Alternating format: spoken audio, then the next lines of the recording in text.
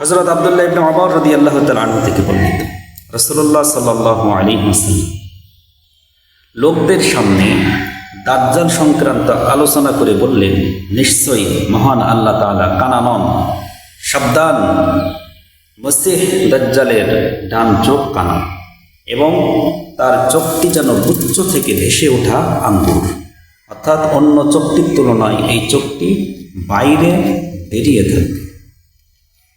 এখানে আরো একটা তথ্য দিয়েছে যে একটা চোখ তো কানা আর অপর আর এক চোখ, এবং এই চোখটা কোন চোখটা কানা সেটাও নিশ্চিত এই হাদিসে আসছে। এটাও সেই বুখারী, মুসলিম, মুসনাদে আহমদে হাদিস, যে কোন চোখটা কানা, যে তার দাজ্জালের ডান চোখটা কানা থাকে, ডান চোখটাই তার কানা। তাহলে ডানটা মানুষ গুরুত্ব দেয়, মানুষের ডান এবং বাম দুইটা দিক আছে, কিন্তু তার মধ্যে গুরুত্বপূর্ণ কোনটা? ডান। সেই ডানটাই তার কানা করে দিয়েছে। সুবহানাল্লাহ। এরপর দ্বিতীয়ত তার অপর চোখটি, অর্থাৎ বাম চোখটি হবে ভেসে ওঠা আঙ্গুরের মতো, আঙ্গুরের মতো ভেসে ওঠা মতো একটু উঁচু থাকবে, তার বাইরে একটু বেরিয়ে থাকবে, মানে স্বাভাবিক না। তাহলে এরকম একটা অস্বাভাবিক, একটা বিকৃত রূপকারী একটা কেউ একজন এসে রব দাবি করলো, আর সেটা আমরা মেনে নেব, এটা কত বড় একটা বিশ্বাসঘাতকতা মহান রবের সাথে, যিনি তার সৃষ্টিকে কত সুন্দর করে সৃষ্টি করেছে, অথচ স্রষ্টা একজন এরকম বিকৃত রূপ নিয়ে আসলেই আমরা মেনে নেব, এটা কত বড় একটা কুফরি। এমন কুফরিতে যেন আমরা না করি, আল্লাহ আমাদেরকে হেফাজত করুন, আমিন। হযরত আবু হুরায়রা রাদিয়াল্লাহু তাআলা আনহু কর্তৃক বর্ণিত, তিনি বলেন, রাসূলুল্লাহ সাল্লাল্লাহু আলাইহি ওয়াসাল্লাম ইরশাদ করেছেন, কিয়ামত সংঘটিত হবে না যে পর্যন্ত না মুসলিমরা ইহুদিদের বিরুদ্ধে যুদ্ধ না করবে।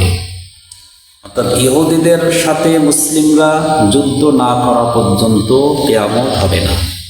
তাহলে ইহুদিদের সাথে রাসূল সাল্লাল্লাহু আলাইহি সাল্লামের মদিনায় হিজরতের পরে অনেক সংঘর্ষ চলেছে, তারা ধীরে ধীরে ধীরে ধীরে দুর্বল হয়ে পড়ছে, মুসলিমদের সাথে আর দুঃসাহস পায় না, মুসলিমদের বিরুদ্ধে লড়ার দুঃসাহস তারা পায় না। রাসূল সাল্লাল্লাহু আলাইহি সাল্লামের যুগে, সাহাবীদের যুগে, এরপরে খোলাফায়ে রাশেদার যুগে ইহুদিরা কখনো আর মাথা ছাড়া দিয়ে ওঠার সেই সুযোগ পায়নি, সেই হিম্মত তাদের হয়ে ওঠেনি। কিন্তু তিনি ভবিষ্যৎবাণী করেছেন যে কিয়ামতের আগে অবশ্যই আবারও ইহুদিরা আবার মাথা ছাড়া দিয়ে উঠবে, এবং মুসলিমদের সাথে যুদ্ধ না বাধা পর্যন্ত কিয়ামত হবে না। তাহলে নিশ্চিত একটা ভবিষ্যৎবাণী সেই সময় করে গেছে যখন মুসলিমরা ক্ষমতায়, মুসলিমরা শাসন করছে, মুসলিমরা সারা বিশ্বের মধ্যে একটা প্রভাব বিস্তার করে উঠছে। সেই মুহূর্তে তিনি বলে গেছেন আবার যে ইহুদিরা সেই সময় তো ছিল দুর্বল, কিন্তু এক সময় আবারও মাথা ছাড়া দেবে। মানে এটা আমাদের জন্য সতর্ক বানিয়েছে যে ইহুদিদের কোনোভাবেই, এমনিতে অনেক আমল বলে দিয়েছেন যে যেন কোনো নেক আমল করলেও যেন ইহুদিদের সাথে সামঞ্জস্য না হয়, ইহুদিদের অনুকরণ কোনোভাবেই কোনো ইবাদতও করা যাবে। তাহলে ইবাদতের বাইরের তো কোনো কিছু প্রশ্নই আসে না। এই ইহুদিরা এমন মাথা ছাড়া দিয়ে উঠবে যেমন ইসরায়েল, সে সারা বিশ্বের বুকে সে নিজেকে সবচেয়ে বড় ক্ষমতাশীল, সবচেয়ে বড় শক্তিধর হিসেবে দাবি করে, যেটা ইরানের যুদ্ধে সেই গর্ব অহংকার তাদের চূর্ণ বিচ্ছিন্ন করে দিয়েছেন আল্লাহ তাআলা। সুবহানাল্লাহ। আল্লাহ এভাবে ইহুদিদের পরাজয় দান করুন, আমিন। এই ইহুদিরা মুসলিমদের সাথে যুদ্ধ না বাঁধা পর্যন্ত কিয়ামত হবে না। আমি এটাই রাসূল সাল্লাল্লাহু আলাইহি সাল্লামের একটা ভবিষ্যৎবাণী, যেটা কার্যকর হচ্ছে, আমরা চোখেই দেখতে পাচ্ছি। এটা আমাদের ঈমান আনতে হবে এবং ঈমানকে আরো দৃঢ় করবে। এটা যে রাসূল যেটা বলেছেন সেটা আমরা নিশ্চিত দেখতে পাচ্ছি। এমনকি ইহুদি পাথর ও গাছের আড়ালে, কোনো ইহুদি যদি পাথর ও গাছের আড়ালে আত্মগোপন করে, সেই পাথর এবং গাছ বলবে মুসলিমদেরকে ডেকে, হে মুসলিম, ইয়া মুসলিম হাযা ইহুদি খালফি তাআলা ফাকতুলহু। গাছের আড়ালে আত্মগোপন করলে পাথর এবং গাছ ডেকে বলবে, হে মুসলিম, আমার পিছনে ইহুদি রয়েছে, এসো, খালফি তাআলা ফাকতুলহু, তাকে হত্যা করো। গাছ পাথর পর্যন্ত তাদের লানত করবে, তাদের ধ্বংস কামনা করবে। গাছ এবং পাথরের পর্যন্ত জবান খুলে দেবে। যে ইহুদিরা এতটা নিকৃষ্ট জাতি হিসেবে পৃথিবীতে তারা এমন একটা অবস্থা সৃষ্টি করবে, এমন নিকৃষ্ট হয়ে যাবে যে গাছ এবং পাথর পর্যন্ত তাদের চাইবে যে এরা হত্যা হয়ে যায়, এরা পৃথিবীর বুকে আর না থাকুক, এরা পৃথিবীর পেটে চলে যায়। এটা গাছ এবং পাথর পর্যন্ত তাদের বলে দেবে। কিন্তু একটা গাছ আছে, ইল্লাল গরকাদ, এই গরকাদ নামক একটি গাছ আছে, যে গাছটা কথা বলবে না। অর্থাৎ সেই গাছটা ইহুদি লুকিয়ে থাকলে সে বলবে না, চুপ থাকবে।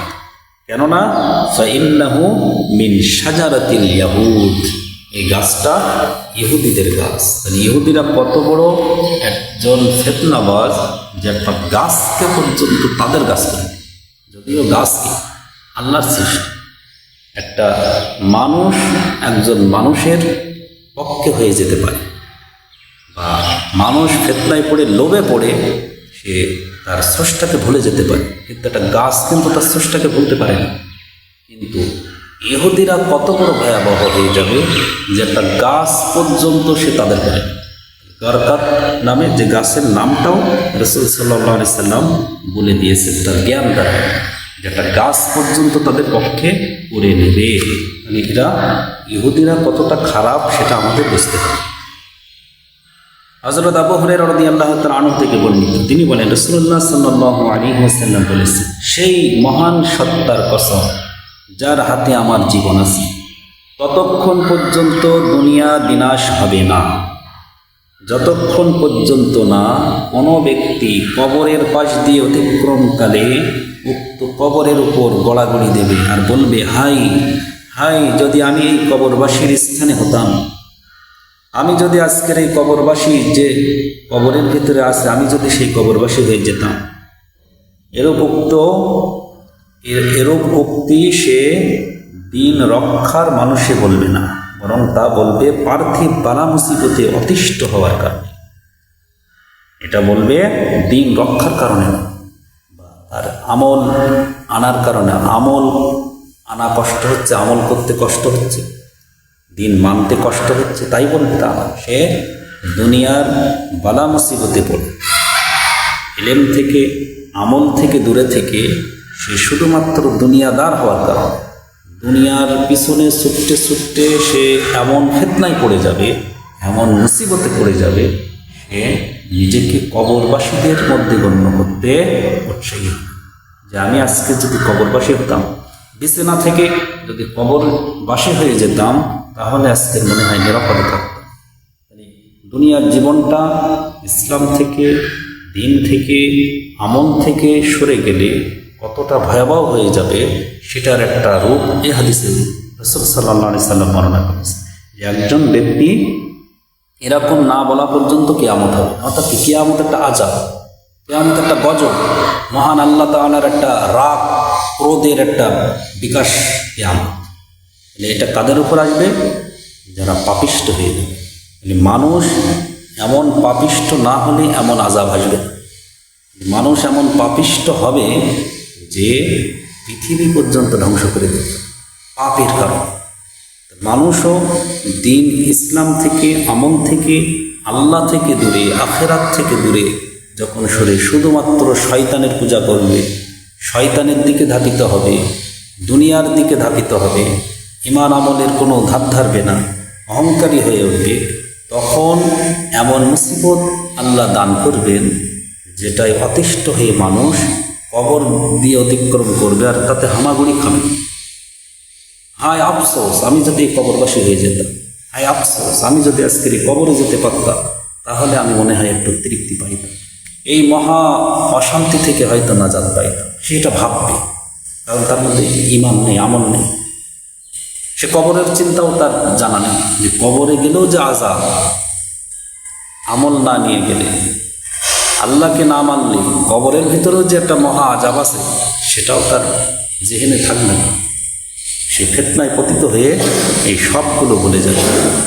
এই জন্য ইসলাম থেকে যারা দূরে থাকবে তার ইহকালও যাবে, পরকালও যাবে। সে ইহকালেও অশান্তির মধ্যে দিন যাপন করবে এবং পরকালেও অনন্তকালের তার জীবনটাও হবে ধ্বংসী।